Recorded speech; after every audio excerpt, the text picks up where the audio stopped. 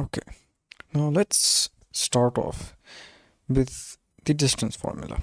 Now, I think most of you know this already, but just in case, say you have a point P and the coordinates are the arbitrary uh, positions are x1 and y1, right?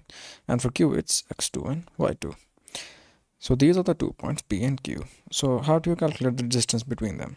Well, you just underroot, you just square root basically the difference between the x coordinates whole square and add to that the difference of the y coordinates whole square, and the result will basically give you the distance, right?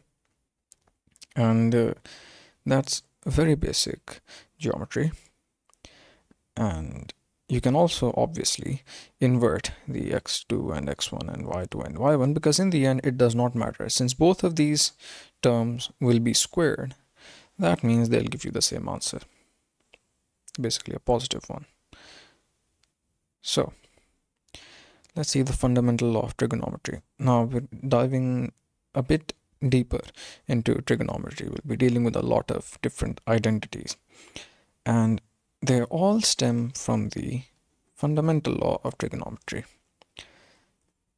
And this is it. Say you have angles A and alpha and beta, okay? And they're both real numbers.